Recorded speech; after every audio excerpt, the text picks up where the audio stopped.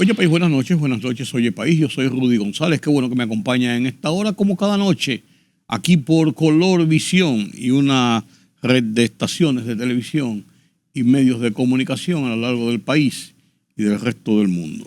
Gracias por su compañía, iniciando esta semana, la primera semana completa para el mes de agosto, el octavo mes del año. Lluvias esporádicas, siguen los efectos de una vaguada.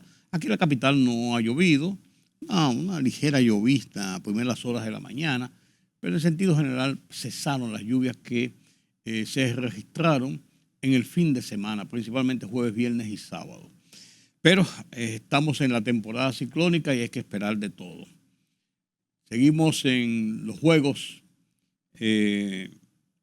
Mundiales, las Olimpiadas, los dominicanos ganando la atención del país.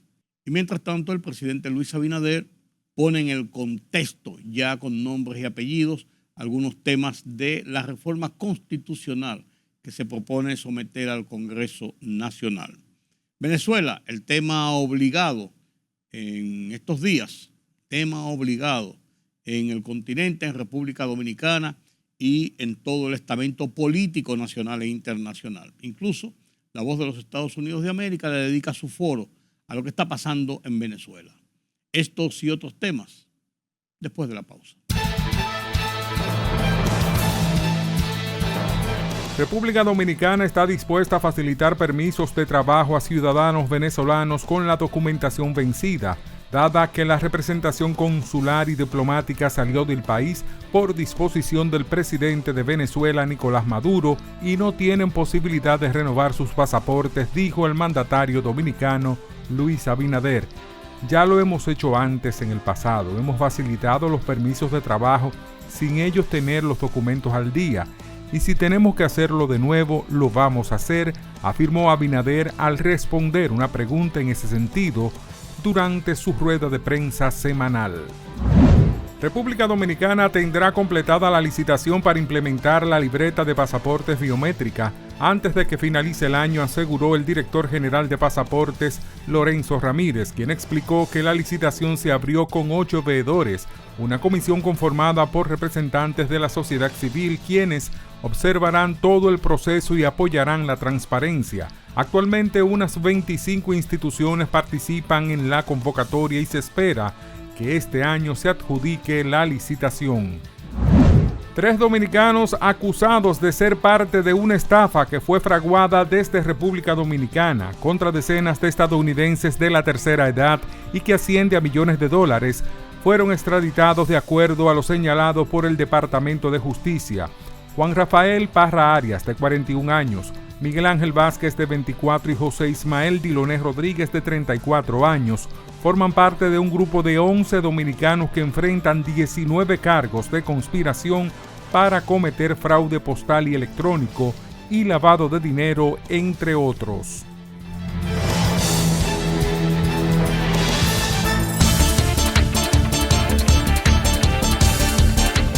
Estados Unidos aclaró que si bien ha reconocido al abanderado de la mayor coalición opositora de Venezuela, Edmundo González Urrutia, como el vencedor de las elecciones, todavía no lo reconoce como presidente del país y pidió al chavismo y a la oposición que negocien una transición democrática.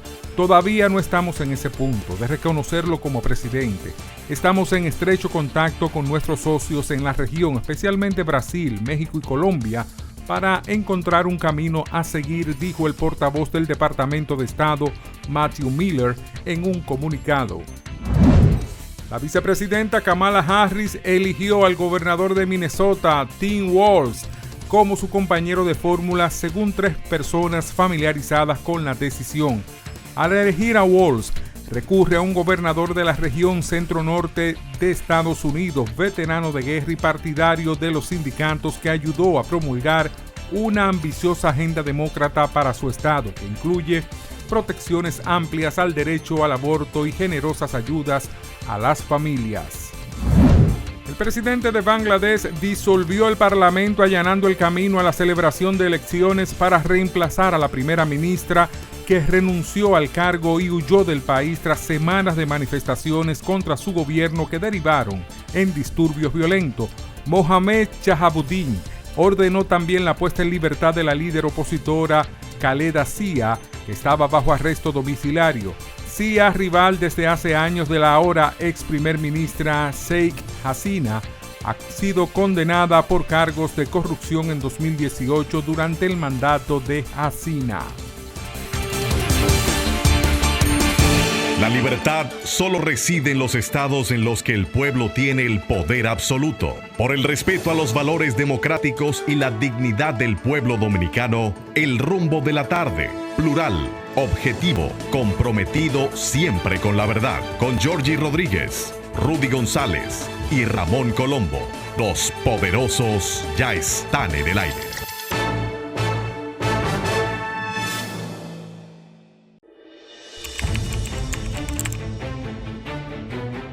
Periodismo de investigación, columnas, opinión, análisis, reportajes de fondo. Hora por hora, una completa plataforma multimedia. Periodismo con valor. Noticias horaporhora.com.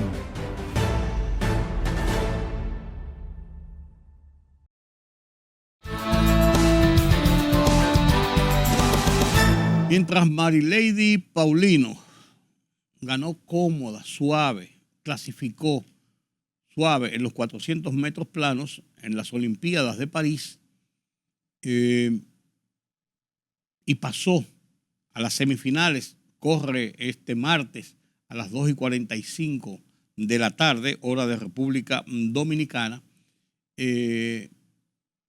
Casi seguro una medalla para República Dominicana, posiblemente de oro también. Mientras Marilady cosecha estos triunfos, también dos dominicanos en boxeo cosecharon triunfos. Cristian Pinales por un lado y Junior Alcántara por otro.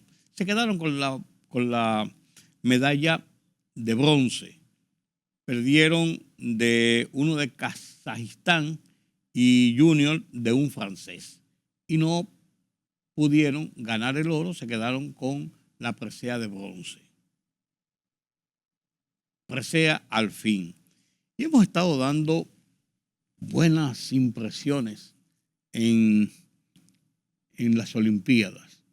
Somos un país no tan grande como las potencias deportivas, tanto de la región como del resto del mundo, pero siempre hacemos un papel digno. Las reinas del Caribe están en turno para jugar, para competir también hacia las semifinales.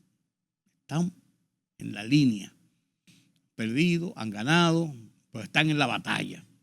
Y así hemos hecho una representación interesante, una representación importante en estas Olimpiadas, que si bien es cierto que la búsqueda de las medallas es la gloria, es alcanzar el top de lo que significan unas competencias y más mundiales, no es menos cierto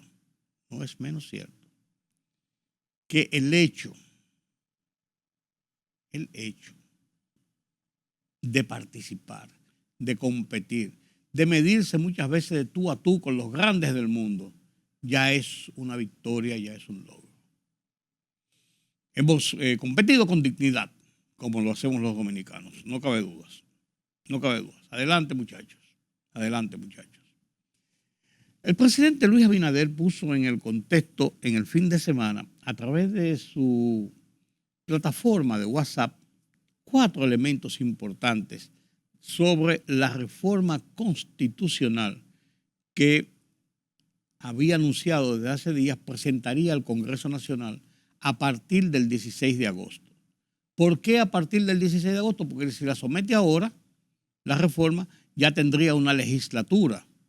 Entonces es mejor someterla el 16 de agosto, que comience con toda la holgura necesaria la ley de convocatoria a la constituyente y después de eso las reformas a aplicar en la ley que es aprobada. 4 temas fundamentales planteó el presidente e incluyó uno nuevo que se había mencionado pero que no se había planteado. Los temas en sentido general son el tope del mandato presidencial, 2 periodos de 4 años consecutivos y para su casa, la conformación de un ministerio público independiente,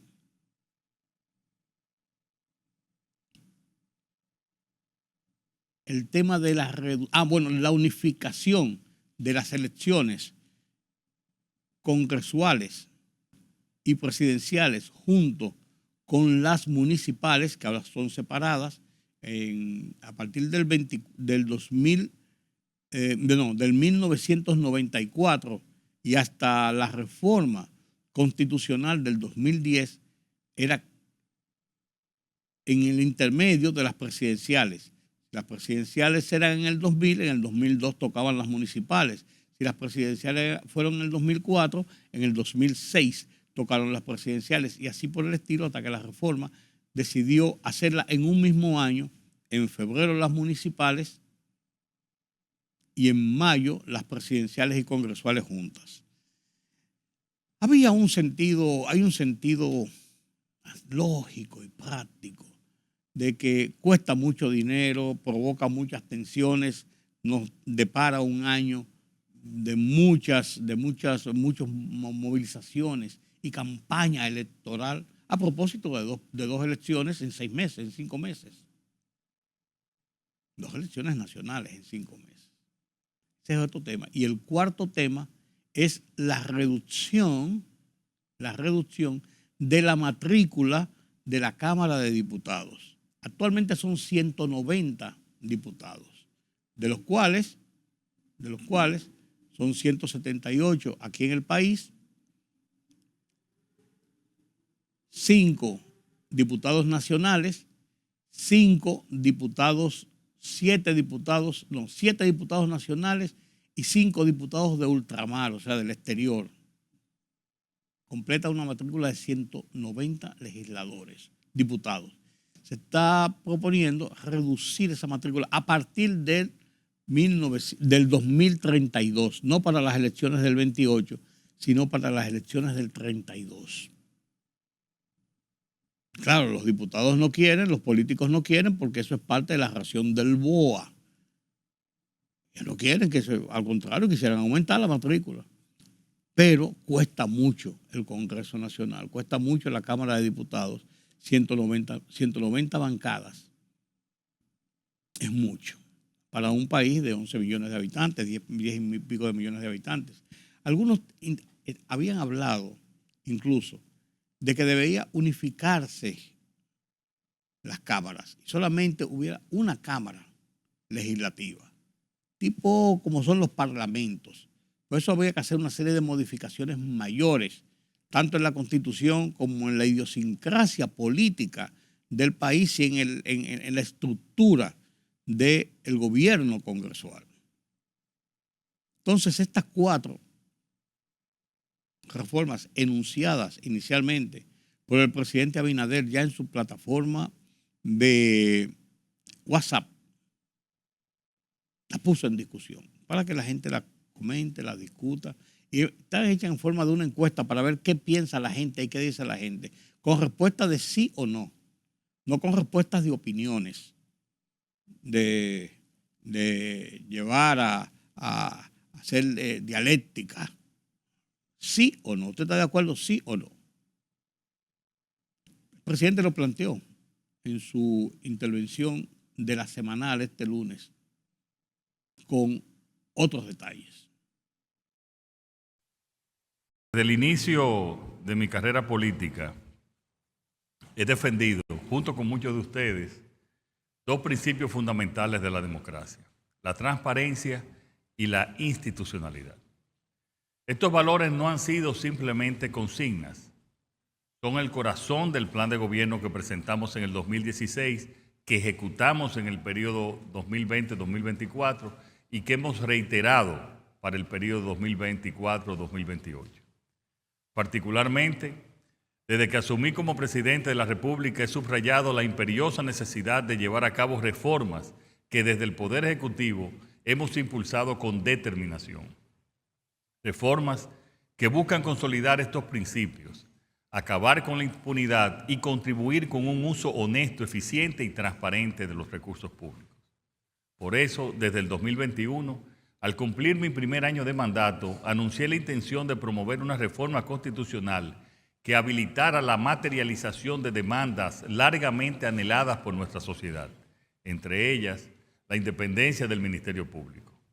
Sabíamos que no sería un camino fácil, pero era y sigue siendo un camino necesario y sobre todo el camino correcto. Desde entonces, hemos sometido al escrutinio público propuestas concretas de una eventual reforma constitucional. Lo hemos hecho a través de diversos espacios de diálogo, como la convocatoria presidencial del diálogo por las reformas, para el fortalecimiento institucional y la gestión eficiente del Estado. Además, hemos consultado a sectores políticos, académicos, empresariales y sociales y hemos trabajado con comisiones con diversas instituciones desde el 2021 y en rondas con expertos en la materia.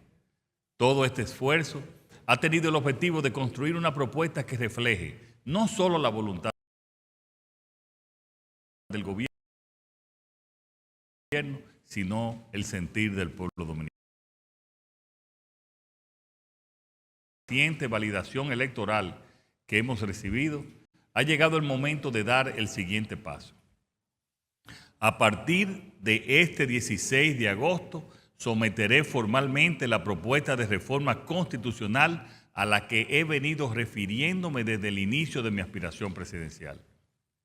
A diferencia de otras ocasiones, esta vez no se trata de una reforma coyuntural, impulsada por necesidades político-partidarias o aspiraciones individuales.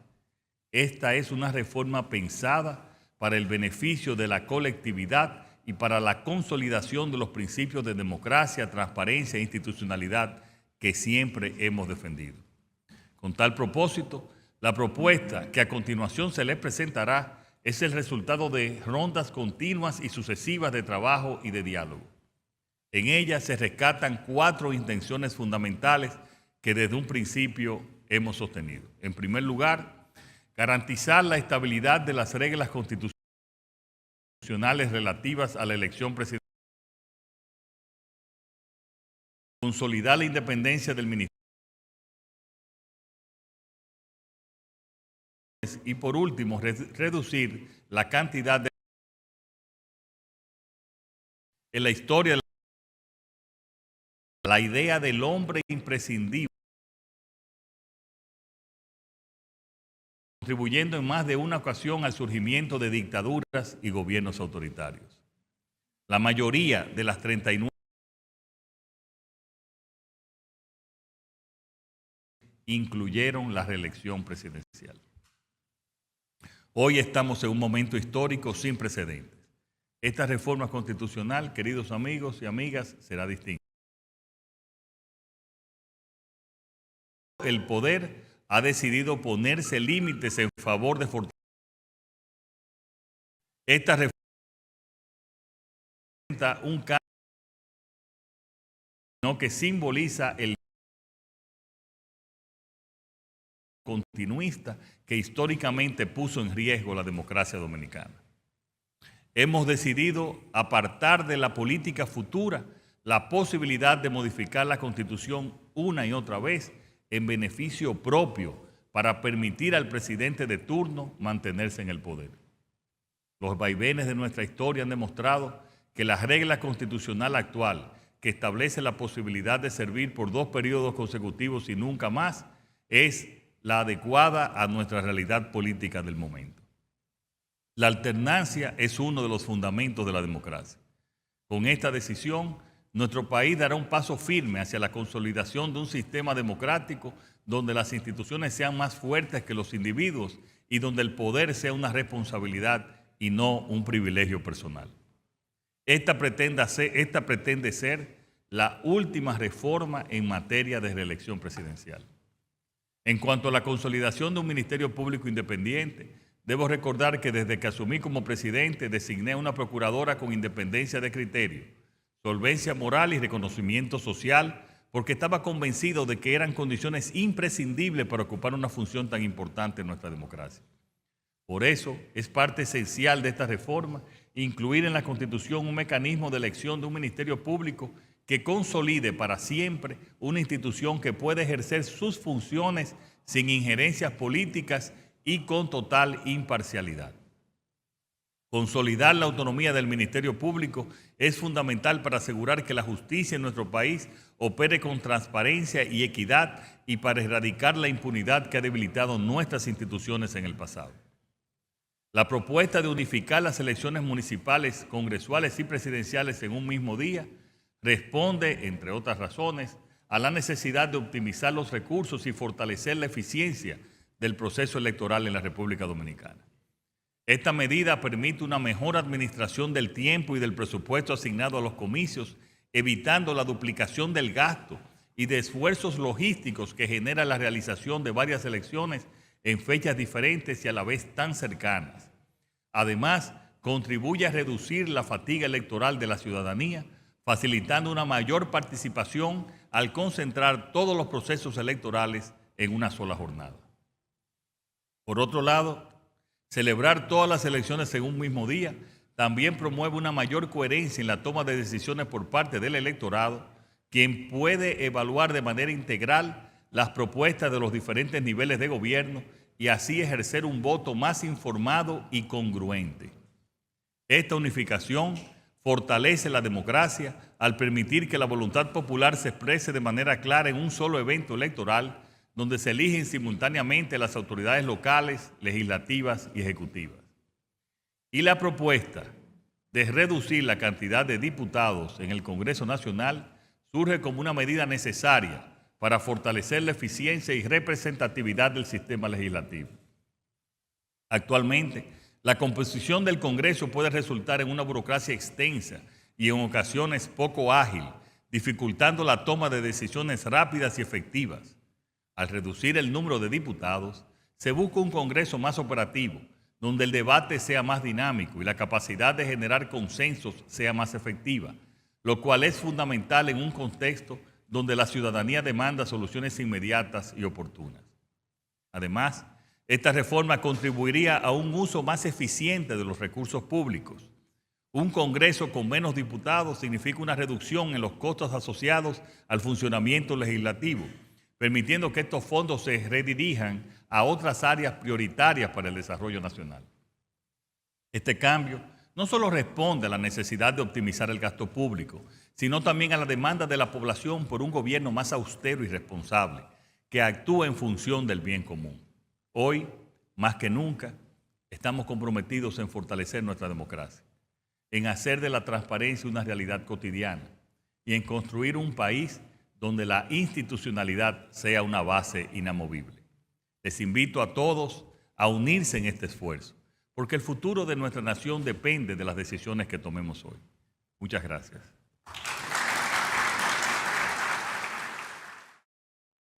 Y lógicamente, este es un tema de mucha discusión. Y son las reformas a la Constitución por las que el presidente ha anunciado que comienza la oleada de reformas que tiene propuesto hacer el gobierno a lo largo de este cuatrienio.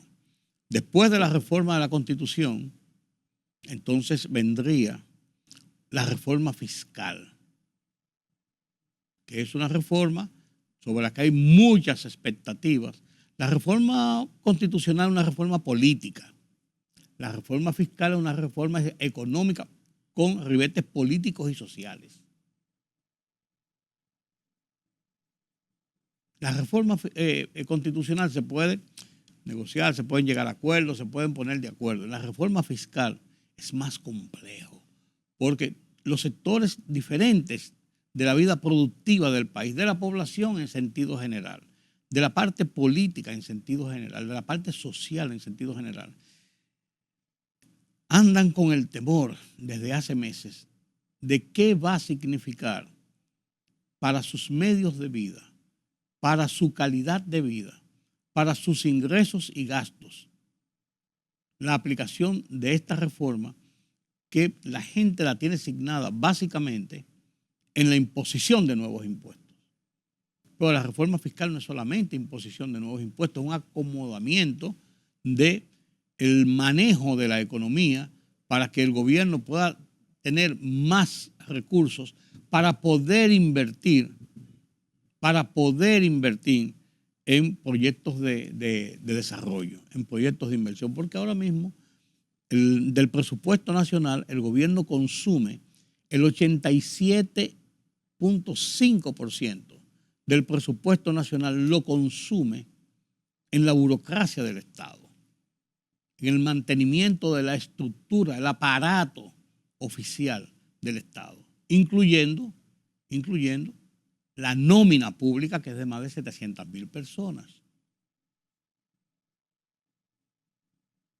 Entonces, esa es una realidad.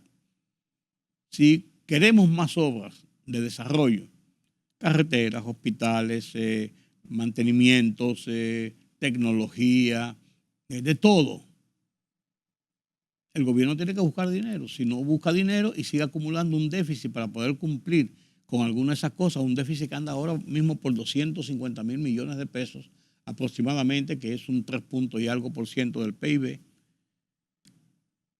lo está sufragando con préstamos internacionales, que hay que pagar intereses, que va acumulando la deuda, que sube los montos de intereses y que también va menguando las posibilidades de inversión en el sector público del país.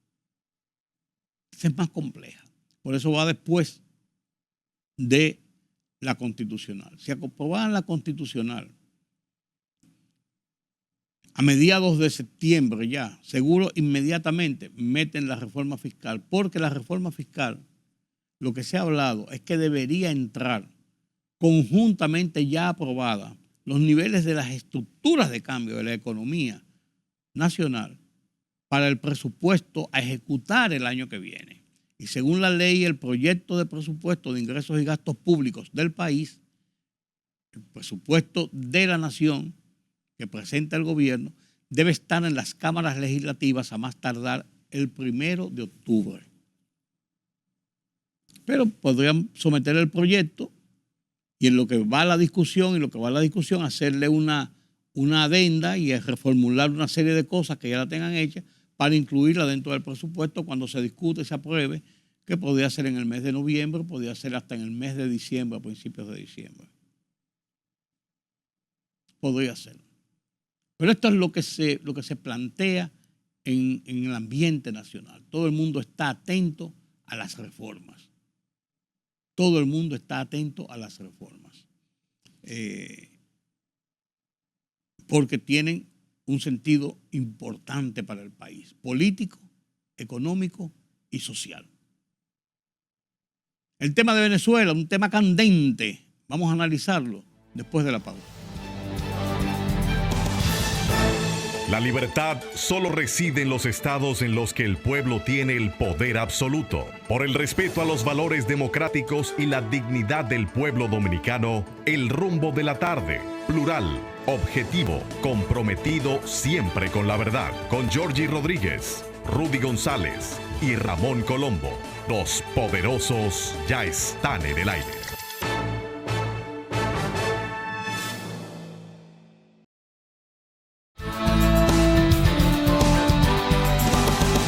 El sábado pasado, María Corina Machado encabezó una multitudinaria manifestación por las calles de Caracas y de cada una de las ciudades principales de toda Venezuela.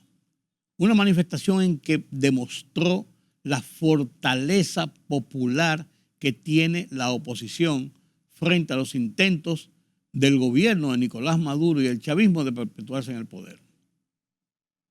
Y la exigencia es una: muestran las actas y vamos a cotejar las actas que ustedes dicen que tienen con las que tenemos nosotros, la gente de la oposición. Han comenzado a publicar actas incluso y están en las redes sociales y el gobierno les tumbó las redes sociales y las publican por aquí, hicieron copias y las estaban pegando en los postes de luz, en las paredes, a lo largo y al paso de esa manifestación y de esa concentración, de esa caminata por las calles de Caracas. La comunidad internacional sigue ahí con declaraciones, con buenas intenciones, pero su radio de acción es pobre ante la actitud de Maduro de no ceder a nada. Aunque gobiernos, presidentes como el de Brasil, como Petro, el de Colombia, y como México, López Obrador, que son presidentes de tendencias de centroizquierda, para no ponerlo en la extrema completa, porque aquí no hay una lucha ideológica en América Latina, de centroizquierda que tienen más o menos algunas posiciones afines en este sentido liberal al presidente Maduro y al chavismo, han estado proponiendo unas alternativas de diálogo y de buscar fórmulas de acuerdo para desempantanar esta situación. El madurismo, que le ha dado resultados ya en 2 ocasiones, en que ha hecho sus trompillas, en 2 ocasiones se ha mantenido en el poder, lleva 11 años en el poder. El madurismo, el chavismo lleva 25 años y Maduro heredó a Chávez cuando murió. Ellos están haciendo lo posible por no ceder a ninguna negociación ni a nada y a quedarse en el poder, porque ellos dicen que ganaron las elecciones y punto. Y tienen el control del país, en cierto modo, con las Fuerzas Armadas, el Consejo Nacional Electoral, la justicia, todos los organismos, el Parlamento, todos los organismos de poder de Venezuela están controlados por el chavismo y el madurismo. Entonces se está tratando de lograr acuerdos. La manifestación del sábado fue dura,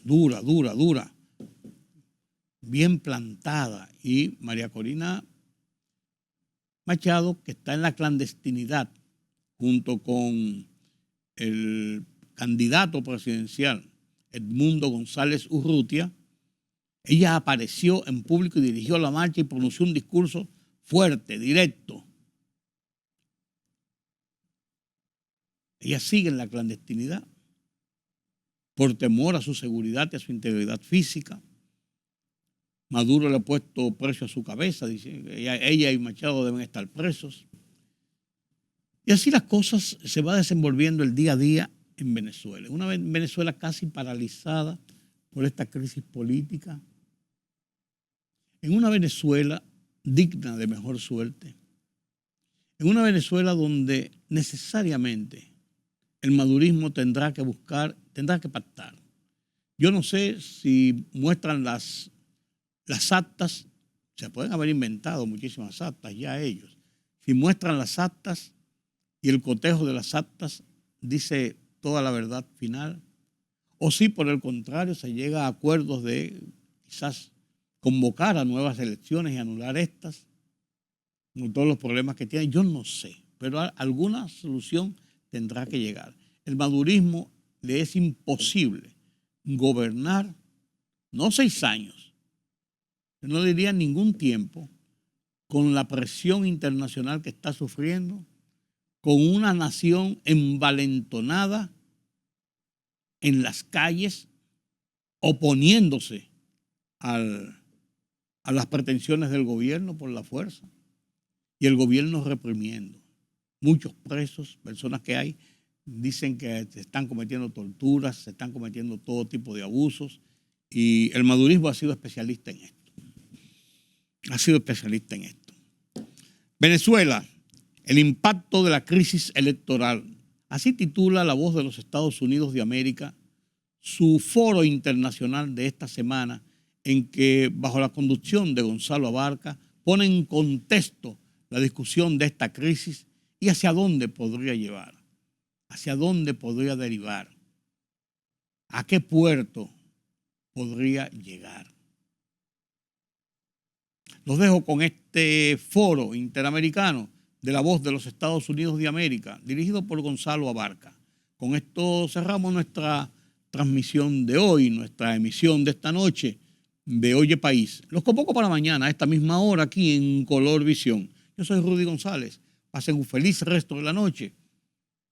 Vean este foro interamericano sobre el impacto de la crisis electoral en Venezuela. Hasta mañana.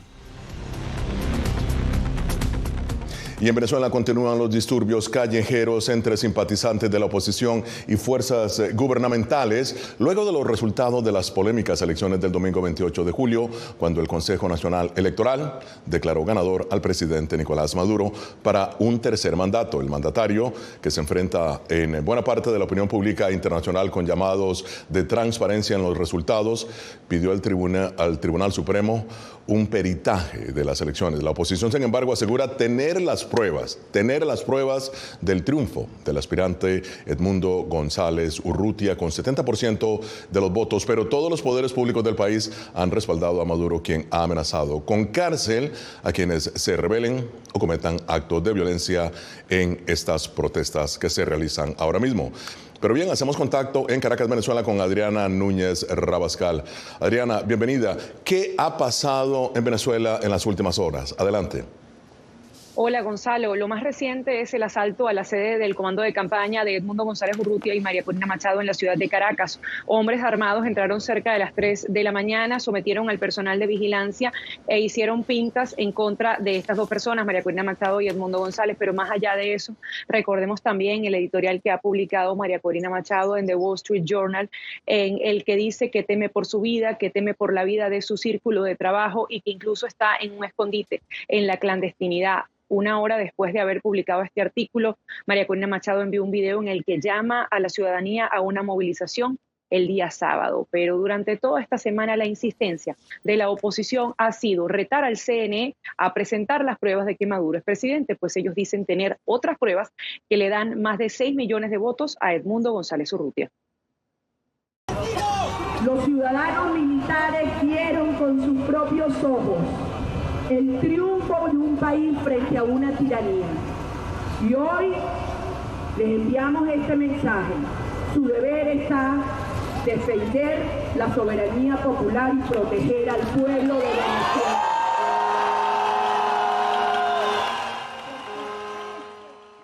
Mientras tanto, Nicolás Maduro aparece al menos 3 veces en la televisora del Estado, en la televisora venezolana de televisión, amenazando no solo a Edmundo González Urrutia y a María Corina Machado, sino también a todo aquel opositor que, de acuerdo con él, esté inmerso en actos vandálicos, terroristas o simplemente lo que él califica como actos desestabilizadores. Si me preguntan mi opinión, como ciudadano, te digo, esa gente tiene que estar bajo las rejas, detrás de las rejas. Y tiene que haber justicia en Venezuela. No puede... En una de esas tantas alocuciones que está dando desde el canal de Venezolana de Televisión, el canal de Venezuela, el canal oficial, ha dicho Maduro que tiene listas 2 cárceles de presos comunes para todos aquellos que están protestando. De acuerdo con el balance de la Fiscalía, van más de 1.000 detenidos en medio de las protestas, pero Nicolás Maduro dice que va por 1.000 más. En medio de esto, los familiares de esos ciudadanos que están detenidos están frente a las comisarías en Caracas exigiendo noticias de sus seres queridos, porque algunos advierten que ni siquiera se estaban manifestando, que simplemente estaban pasando por ese lugar y fueron arrestados arbitrariamente. Otros estaban protestando contra lo que califican como un fraude electoral, pero aún así la Constitución venezolana prevé el derecho a la manifestación. Yo me siento frustrada, impotencia lo que tengo, que más quisiera que me dieran a mi hermano irme de este país. Como venezolana lo digo, quiero irme de este país. No aguanto más. Ya, así no se puede, señores, no se puede. Yo quiero... Bueno, ese es el testimonio de una mujer que tiene 4 días sin ver a su hermano, cuyo hermano estaba escuchando los disparos que hacían las fuerzas de seguridad, decidió salir corriendo para escapar de la represión, de la violencia, y fue capturado por esas fuerzas del orden. Ahora, Adriana, ¿cómo pretende la oposición defender lo que considera es su victoria en las urnas? Allí el gran dilema que enfrenta en este momento la oposición, la encrucijada, porque a pesar de que ellos tienen copias de las actas que certifican los votos que le dan a Edmundo González Urrutia, está el camino de la institucionalidad. Ninguno de los poderes públicos del Estado les permite una vía para poder resolver esta crisis, porque sabemos Tribunal Supremo de Justicia, Consejo Nacional Electoral, Fiscalía, todos los poderes públicos del Estado están defendiendo a Nicolás Maduro y avalando todo lo que diga el Consejo Nacional Electoral. Así que es prácticamente un laberinto lo que hay en Venezuela en este momento. Muchísimas gracias, Adriana Núñez Rabascal, desde Caracas, Venezuela. Cuídate, por favor.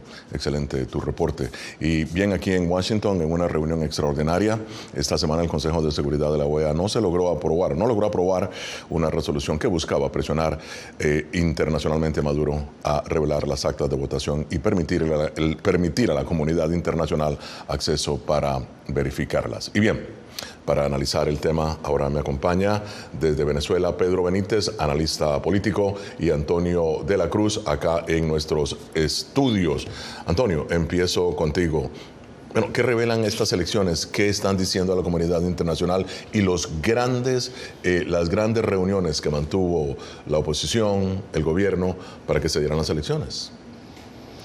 Lo que nos dice es básicamente que Maduro ha cometido un golpe de Estado a la soberanía nacional, porque el domingo se manifestó ese pueblo y se movió ese pueblo, y ese pueblo manifestó en las urnas su voto a favor de un candidato. Pero hay un compromiso de transparencia en las elecciones se realizaron. Sí, pero acuérdate que no le dieron permisos a los observadores de la Unión Europea. Hubo una misión veedora del Centro Carter que ya entregó parte del informe donde dijo que no se cumplió con ninguna de las normas de transparencia para una elección. Ya hay un primer informe en la que dice que no es una elección libre, justa y competitiva, ¿verdad? Entonces, al no haber veedores, no se pudo. Lo que ocurrió fue que se captaron el 80% ya va de las actas originales de ese día y está colocada en una nube para que todo el mundo pueda accesar y darse cuenta cuál es la voluntad del pueblo venezolano. Bueno, ahora vamos a pasar a Pedro. Pedro, ¿a qué apuesta crees tú políticamente el ciudadano común tras la disputa por el resultado electoral? Bienvenido. Gracias. Bueno, yo creo que es significativo si ustedes ven las imágenes que están corriendo en los medios, en las redes sociales, los jóvenes que se ven protestando y quemando imágenes del actual presidente Maduro y de su antecesor. Esos jóvenes no tienen sino 15, 20, 25 años. Ellos nacieron y crecieron bajo Hugo Chávez y Nicolás Maduro. No conocen otra Venezuela. Ellos son los hijos del chavismo. Ellos son hijos de votantes chavistas, porque de hecho las protestas sociales se han dado en las zonas más pobres de las principales ciudades de Venezuela. De modo que lo que está haciendo la maquinaria de represión policial y militar al servicio de Maduro y del general Padrino López es tratar de quebrar la voluntad de resistencia de unos jóvenes que saben que en Venezuela no tiene futuro y que si no hay un cambio político en el país, su única opción de vida es emigrar. Ahora, permíteme acá, y voy a retomar lo que dijiste, de que hubo de que Maduro organismos internacionales, no han tenido acceso a estas actas. Sin embargo, el presidente Maduro ha dicho que hará un peritaje de estas actas. ¿Tu opinión? No, el presidente Maduro no ha dicho nunca que va a hacer un peritaje. El presidente Maduro lo que hizo fue, y dice que las tiene, pero no las muestra. El CNE no las muestra. Porque están en qué momento. Están en un momento para poder contrarrestar lo que tiene realmente. Y te invito a visitar la nube, y te la voy a pasar al terminar este programa, y puedes accesarlas directamente. Es fabricando unas nuevas actas, porque como esto tiene un código QR y es electrónico, pues en Venezuela el sistema es electrónico, es muy difícil. Pero él dijo que dará a conocer las actas. Pero no las dan. ¿Cuántos días más necesita si el acto? Autorizó el peritaje, dice, habrá un peritaje. No es peritaje, él va al tribunal. Eso fue lo que dijo. Al tribunal para congelar la situación que hoy tiene, en la que no puede demostrar que él ganó. Y por lo tanto, al no tener cómo demostrar que él ganó, él está fabricando unas nuevas actas que se están haciendo en el CNE para llevar. Y en ese momento, entonces, sí, las tuyas contra las mías. Contra las de la oposición. Bueno, contra las que son de esa noche, porque María no pudo haber fabricado, no tiene máquinas del CNE para poderlas hacer. El gobierno de Estados Unidos reconoció esta semana que el candidato opositor Edmundo González Urrutia ganó la elección presidencial en Venezuela y llamó a los partidos del país sudamericano a comenzar diálogos para lo que dijo sería una transición respetuosa y pacífica, o podría ser. El secretario de Estado Antony Blinken dijo en un comunicado que existe evidencia abrumadora de que el postulado opositor triunfó y el presidente Nicolás Maduro resultó derrotado. Vamos contigo. Fíjate, Pedro, en un comunicado Blinken destacó, dada la abrumadora evidencia, está claro para Estados Unidos y más importante aún para el pueblo venezolano que Edmundo González obtuvo la mayoría de los votos en las elecciones presidenciales. Pero es interesante, no llamó a González presidente electo. Bueno, ¿cómo interpretas todo esto? Bueno, es que según la Constitución venezolana, la transición, el traspaso de marzo tendría que ocurrir el 10 de enero del año 2025, porque Maduro convocó estas elecciones de una manera muy adelantada. Como que aquí la comunidad internacional está metido en un brete, en una situación muy difícil, porque el caso de México, Colombia y Brasil, ustedes seguramente conocen el comunicado que publicaron el día de ayer, países ideológicamente cercanos al chavismo, pues no quieren admitir la validez de las actas emitidas por la máquina del Consejo Nacional Electoral venezolano que exhiben el triunfo de Edmundo González, porque eso sería un Guaidó 2, ese es el temor que ellos tienen. Pero por otra parte, no pueden admitir que Maduro ganó, entonces no saben qué hacer. Y esta es la situación en la que están metidos los países de la región, cómo enfrentarse a un gobierno que ha cruzado todas las líneas y ha quemado todas las naves, porque en Venezuela en este momento lo que hay es una dictadura militar, con una persona, con un civil a la cabeza que es Maduro. Ahora, en tu opinión, ¿cómo interpretas toda esta semántica, si se quiere? Reconoce, según él, Estados Unidos, que podría haber ganado las elecciones, pero no lo llama presidente electo. Porque no se puede nombrar presidente electo hasta que no cumpla el periodo Maduro, que se vence el 10 de enero de 2025, que es cuando asume el nuevo presidente. Y además tiene que ser reconocido por el órgano electoral de Venezuela para ser el presidente electo. Entonces, pero dice, se prepare, ya que no vamos a la semántica, a la transición. Correcto. Cuando tú hablas de transición es porque hay un cambio de gobierno. Yo no hago una transición solamente porque ganó alguien y por supuesto hay que hacer una transición para que llegue esa nueva persona que ellos están reconociendo a ocupar la posición de presidente, porque fueron unas elecciones presidenciales. Bueno, entonces, ¿qué ocurre? ¿Qué es lo que pasa ahorita en Venezuela? El régimen quiere que hablemos de fraude. No, lo dice Pedro también, es un golpe. Lo que a veces es una dictadura militar con un civil en la cabeza. En Venezuela hubo un golpe a la soberanía nacional. Cuando hablamos de golpe, te cambia la dimensión porque estás hablando de salvar la democracia en Venezuela. Y ese tiene el contexto y por eso se vuelve una situación internacional, porque estás hablando de una discusión de la defensa de la democracia, que es lo que hoy está planteado y por eso se habla de cómo hacer una negociación para ver cómo se hace la transición esa que está planteando el secretario Blinken. Pero ahora, Pedro, ¿quién crees tú va a terminar dirimiendo esta disputa en Venezuela? Los militares. Que los militares en este momento están a favor de Maduro.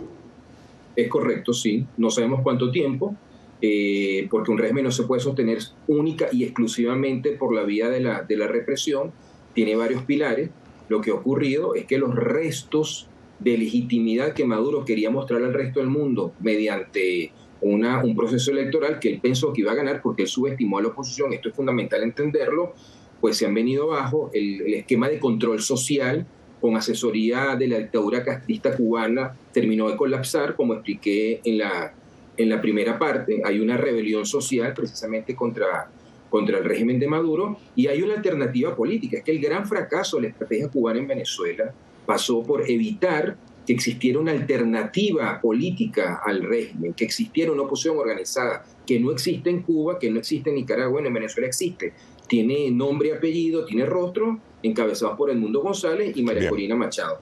Eso, por supuesto, le está creando ruido a la estructura militar de Maduro. Antonio, rápidamente, ¿qué papel entonces debe jugar Estados Unidos? Ya Pedro dijo que aquí quien puede resolver son los militares, Marina López.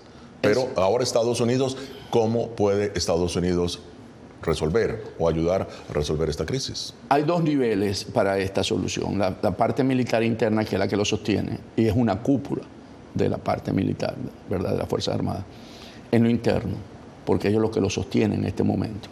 Y externamente, Estados Unidos y los países, la comunidad internacional, en una negociación que le permita salidas a Maduro en términos de que él quiera amnistía sobre los cargos que él tiene aquí ¿verdad?, en los juicios para poder sentirse seguro si tiene que abandonar el país. Quiere amnistía, quieren que le reconozcan la Asamblea Nacional, que no es reconocida, del 2020, la que preside Jorge Rodríguez, porque aquí se reconoce la de 2015, la de que estuvo, ¿verdad?, la última, y Estados Unidos sigue reconociendo a esa Asamblea Nacional. Entonces hay que buscar caminos a través de Lula, de Petro, de cómo llegar a un acuerdo para poder hacer esa transición y que ellos gocen de garantía. María Corina Machado ha sostenido conjuntamente con Edmundo González Urrutia que pueda haber garantías en una negociación para que Venezuela tenga un proceso de transición democrático y pacífico, porque lo que están generando es una violencia que a la final podía ser un derrame de sangre, que fue lo que él planteó. Bueno, Maduro planteó, pero es producido por él en este momento porque la gente no quiere salir de esa manera. Bien, Pedro, Colombia y Brasil, ¿cómo explicar las posturas de Colombia y Brasil frente al voto de abstención en la OEA, al Consejo Nacional, ¿no?, Electoral, para que revele las actas? Adelante. Bueno, lo que pasa es que en ese momento había una negociación para que la embajada de Argentina en Caracas pasara al control de la de Brasil y protegiera a los miembros del Comando Nacional de Campaña de María Corina Machado, que la policía política está en la calle esperando para detenerlos. Ahora, si usted me permite, yo quería comentar a su vez lo que había planteado Antonio. Lo que él dice me parece que es absolutamente lógico, es lo que hay que hacer, hay que mantener los canales de comunicación abiertos, mantener la esperanza de la negociación, pero yo sobre eso soy escéptico. Yo creo que Maduro no va a negociar. Si entra en un proceso de diálogo, él se va a burlar de la administración Biden, como ya lo hizo de Juan González. Él ya cruzó todas las líneas. Esto no tiene vuelta atrás para él. Si él retrocede, se cae. Ahora, ¿tú crees que Estados Unidos puede volver al esquema Juan Guaidó? El esquema Juan Guaidó es darle las garantías a Maduro para conseguir que el proceso en Venezuela de las elecciones se diera. Y después, en el momento en que tenía que reconocer que la candidata de la primaria era la candidata para la presidencial, que fue María Corina Machado, no cumplió con sus palabras. Acuérdate que aquí hay un acuerdo firmado y un acuerdo de verbal. El acuerdo verbal fue: María Corina es habilitada y se dijo qué mecanismo utilizar, que era que fuera al tribunal y lo pidiera, y a cambio entregaron primero a Alex Saab, los Estados Unidos, como una prueba de buena fe. Ahí hubo una traición por parte de Maduro y por lo tanto se perdió la confianza. Sin embargo, en términos de que cumpliera con los compromisos, se esperó este momento, a pesar de que se sabe que ha sido un proceso que ha sido con fraude manejado por parte de Maduro en todos los sentidos, en toda la fase. Se esperó a la elección porque se sabía que podía resultar un momento en el que ese pueblo venezolano manifestara su voluntad como lo hizo, en términos abrumador. El mundo ganó en todo el país con mayorías del 70%, según esa encuesta nacional. Ese escrutinio, porque no es encuesta, correcto, ese voto. Según ese escrutinio de la oposición. Y 30, no, del CNE, no es de la oposición. Pero que no se ha revelado, no han dado las actas. Pero es que tú puedes acesarlas, están en línea. Conclusiones. Empiezo contigo, Pedro. Tus conclusiones sobre lo que sucede en Venezuela y lo que puede venir a futuro. Adelante. Bueno, esta lucha va a continuar. La oposición venezolana está haciendo lo que puede hacer con lo que tiene, lo está haciendo bien. Esto por supuesto, Maduro está esperando que pase este huracán que tiene encima, que la opinión pública mundial se olvide del tema de Venezuela y dar esto por consolidado. Pero por supuesto aquí la oposición va a continuar resistiendo. Hay un mensaje muy claro de María Corina Machado de que ella va a seguir aquí. Eso es fundamental para mantener esta lucha. Antonio, tu análisis. Estamos en un proceso que no se va a resolver en el muy corto plazo. Estos son procesos que toman tiempo, ¿verdad? Hay una propia experiencia venezolana en el 58 con Pérez Jiménez, que convoca un referéndum, lo pierde y se queda en el poder, y el 23, un mes más tarde, 23 de enero, coge la maleta y se va para España. O sea, son procesos que toman tiempo, porque como es un momento donde hiciste un golpe de Estado, entonces no se dirime por instituciones internas que controlan el país, se dirime con presión internacional muy rápidamente, para ponerlo. Invasión rusa a Ucrania. Eso no se dirimía en ese momento, sino por la fuerza que hizo Occidente cuando se vio atacado. Apoyó y condenó y le puso sanciones a Putin. Entonces, porque en ese momento tú elevas, no es sencillo. Y ahora está buscando un acuerdo para poder llegar a las partes y no seguir, porque ninguna de las dos fuerzas puede someter a la otra. En Venezuela, con la voluntad soberana que hay ahorita, Maduro no va a poder someter a ese país. Ese es un país que tomó la decisión de cambiar, porque esas actas no las obtuvo María Corina solamente por ella, sino porque estaban de acuerdo los miembros del PSUV, del partido de Maduro, y los otros miembros de podérselas facilitar. Bueno, y en este año electoral, muy rápidamente, un año electoral en Estados Unidos, ¿qué tan involucrado podría estar Estados Unidos en el tema de Venezuela? Cuando, por un lado, el actual presidente Biden tiene en el campo internacional el tema de Ucrania y el tema del Oriente Medio. Va a depender de nosotros los venezolanos el poder mantener este nivel de visibilidad en los medios, porque si no, como tú dices, con tanto problema, si se le ocurre a Israel tener una guerra contra Hezbollah, no contra Hamas, cambiaría también, porque toda la atención va a ser hacia esa situación, ¿verdad? Si se diese un caso de una guerra de Hezbollah con la fuerza israelita, que ya, recordemos que ya atacó una vez, y entonces eso sería, pero va a depender de los venezolanos, tanto adentro como afuera, porque si habemos 8 millones de venezolanos afuera, no podemos perder que baje de su nivel. Yo llamo eso el efecto Hamas. Hamas el 7 de octubre eran los terribles, los terroristas. El 7 de diciembre era Israel. ¿Y cómo se logró? Con las protestas de estadounidenses, londinenses, parisinos en esos países. Bueno, muchísimas gracias a Pedro Benítez y Antonio de la Cruz. Llegamos al final de esta edición de Foro. Nos vemos la próxima semana. Desde Washington les habló Gonzalo Vázquez.